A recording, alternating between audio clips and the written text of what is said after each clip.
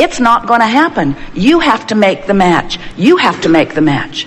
You have to move your energy. You have to train your thought vibration into a new place. You have to tell a new story. You have to find ways of describing what you do want so vividly and so often that what you do want becomes an active, chronic vibration within you. And when that happens, it has to manifest. It cannot be otherwise. So there are two ways that you can tell if you're a match to what you want or if you're a match to what you don't want. If you're a match to the presence of what you want or if you're a match to the absence of what you want. One really obvious way, it's manifesting if you're a match to it. In other words, when you are a match to what you want, it's showing up in your life experience. The other way is you can tell by the way you feel, whether you're moving toward or away from what you are really looking for. We really prefer to teach you about your emotions, which help you to know whether you are lining up with or moving away from what you want, because that's really what you came forth to do as genius creator that you are. You want to mold the clay, the creative clay of this time-space reality. And the way you mold that clay is by molding the energy or the thought vibration through your focus. If you wait until it manifests, we call that post-manifestational awareness. Oh, don't like that. Didn't mean to do that. Whoops.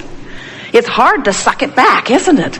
Once it's manifested, once it's in your body or not in your bank account, or once your relationship has crumbled or your empire, once you are discordant from what you are wanting to the degree that the discordant has manifested rather than the harmony, you still can turn it around, but it's harder. It's much easier to catch it in the early subtle stages. So we're going to tell you how this all works, and then we want to talk to you about anything that is important to you. You are beautiful in your bodies, do you know it? And you are source energy in your bodies, do you know that? And do you know that while you are in these bodies, vibrant and alive and flowing, do you know that the larger part of you still remains non-physically focused? Sometimes you refer to that non-physical part of you as your soul, your source. We refer to it as all of that, but also your inner being. It's the God force that is really you. It's the furthermost expanded version of you. So you were only non-physical energy before you came into this body. And when you were only non-physical energy, that singular energy stream was pure non-physical energy, meaning it was a very high, clear, pure vibration that held no resistance that would be discernible from your vantage point at all. Pure, positive energy, a sort of swirling love of well-being and knowing, a literal culmination of all that you have become. The best of all life culminated there in that pure energy. And then a part of that energy projected forward or was summoned by the body that was being created within the womb of your mother. And as that energy was summoned into this physical time-space reality, and you came forth and focused into that body, now you have two vibrational vantage points: the non-physical vantage point of pure positive energy and the physical vantage point of whatever it is that has your attention now. So in the moment that you were born, the potential of splitting your energy occurred. And by splitting your energy, we don't mean something has gone wrong. We mean, just like you intended, you came forth to focus. And when you began to focus, even before you could speak, long before you could walk, in the moment that you were born and began to assess your awareness of your environment, you began to offer vibrational frequencies in response to your observations. And when you did that, those frequencies began to emanate, and they began to play a vibrational part with the vibrational emanation from your source. So as this infant, in your first view of physical life, that part of you moved ever so slightly away from the pure positive energy of who you really are. The reason that we are telling you the story in this way is because we want you right now, finally, to acknowledge that you,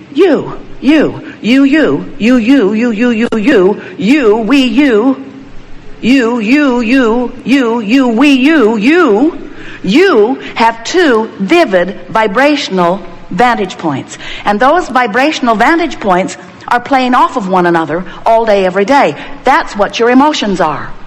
When you, in your body, are focused upon something in the way that the source within you focuses, for example, you are appreciating your body and you are loving life, the exhilaration that you feel is because your focused thought and the focused thought of the source within you about the same subject at the same time is a perfect match.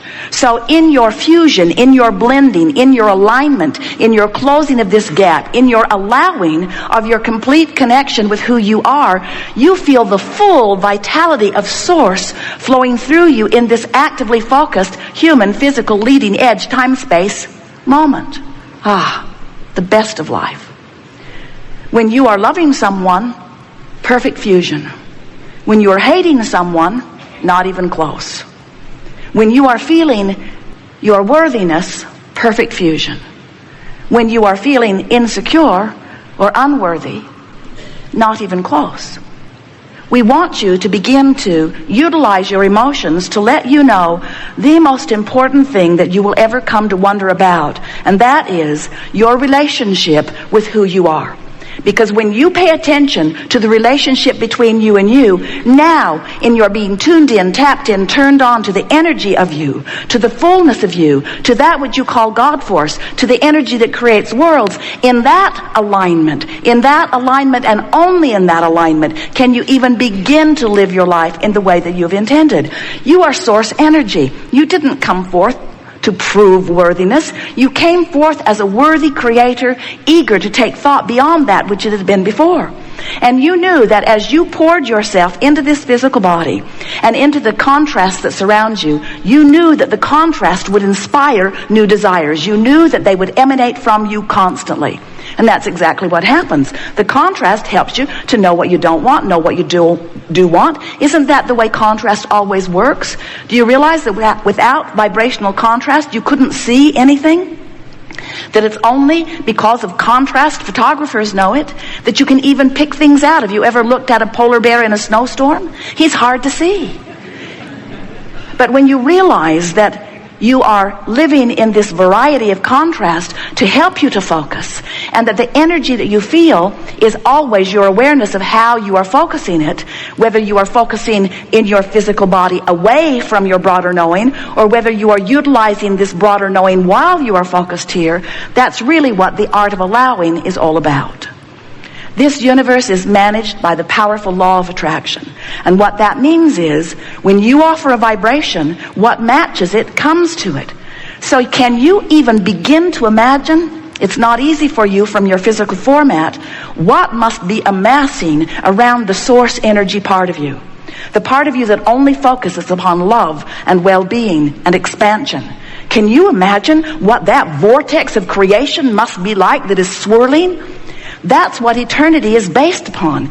It is physical beings coming forth and exploring and knowing what they don't want, and then more clearly sending a vibrational rocket of desire about what they do want. And when that rocket of desire emanates from you, the source part of you receives that rocket and becomes it vibrationally and literally, and holds steady to that newly amended asking eternally. And when that occurs, law of attraction then begins to amass all compatible components. So hear this. So here you are, billions of you, banging around together, knowing what you don't want, sending out rockets of what you do want. So let's say your planet's in a bit of upheaval, maybe economic, which causes you to ask for more stability, maybe ecological, which causes you to ask for more stability. Maybe some of the peoples of your planet are warring, making you ask for more harmony. So as you are asking, billions of you, for more stability, for more well-being, for more harmony, the source energy part of you is receiving each and every one of those requests and holding it as the eternal promise of your future. And this is the part that we really, really want you to hear. Law of attraction responding to those requests.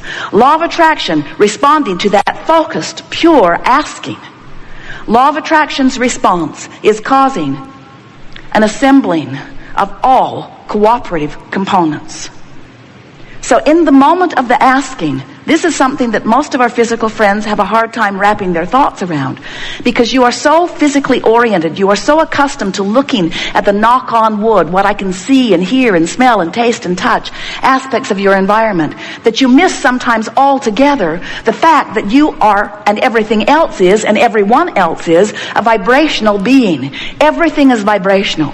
And so when these rockets of desires emanate from you, leading edge creators out here on the leading edge of thought, when those rockets of desires emanate from you, Source receives them and becomes them, and a vibrational vortex of creation is assembled. We're not kidding you. It must happen. It always happens before there is ever any physical manifestation. When you try to tell the story of how your earth came to be, you're not even close to understanding that everything is vibrational first. Everything is thought, focused thought. And when focused thought is held longer, it becomes form. It becomes the material, manifestational world that you know. So when we speak to you today, all day, and we will, about these rockets of desire and about this vortex of creation, this vibrational vortex of creation that is assembling on your behalf, we want you to understand that this is not some airy-fairy metaphysical talk of some dead person who understands vibration and is trying to make some fairy tale to make it easier for you to understand the concept of it. This vortex, this vibrational vortex, is a reality that is the precursor of everything that you know to be reality. It's not something to be sloughed off. It is vivid and real. What you are asking for has been answered and is done. And all cooperative components have been vibrationally assembled. The question that we want to ask you, you really want to ask yourself, am I, in my physical body, having banged around and having known what I don't want and having asked and asked and asked and asked, and now Source and non-physical and law of attraction have assembled all cooperative components? Am I a cooperative component? Am I in a vibrational stance that this vortex can take me in and show me the answer, show me the answers to my questions and the solutions to my problems, show me the manifestations to what I have carved out of my life experience?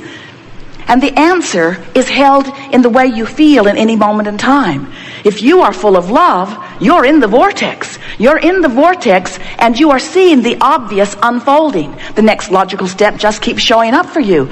You're in the right place at the right time. You rendezvous with the right people. You're having fun along the way. New ideas keep being born. You never have a moment's doubt. You are knowing who you are. You are feeling the confidence of your being. You are tuned in, tapped in, turned on. You're in love with life. You're in love with others. You love yourself. You're thriving in all possible ways. You're in the vortex. But if you're not in the vortex, if you feel fear, you're not anywhere near it. If you feel hate and anger, you're not anywhere near it. If you're overwhelmed, you're not anywhere near it. Well, you're closer, but still not far enough away to get, not close enough to get in it. When you feel hope when you feel hope, you're on the brink of being inside this vibration. When you feel hope, in fact, this vortex of attraction is strong enough that in hope, which has very little resistance in it, the vortex will take you in and show you something so vivid that your hope will move right to belief immediately. And if you can sustain belief, then you can sustain being in the vortex. And when you sustain a period of time of being vibrationally aligned enough that you are allowing yourself, by law of attraction, to be inside this vortex, now things are showing up for you. And people who are watching you, whether they're in the vortex or not, people are noticing big things are happening with you. They say, why are you the lucky one? Why do you always get what you want? Why do things always work out for you? Why do you sing like an angel? Why do you have clarity? Why does your body move in the way that it does? Why is health yours, always yours? Why are you always vital and alive? Why do you feel so good? Why is your humor so on target? Why do people like to be around you so much? Why are you so loving all the time? Why do you feel so much love from others? Why are you always living the best of life? And if you really want to help them out, you'll say, I figured out how to focus myself by paying attention to the way I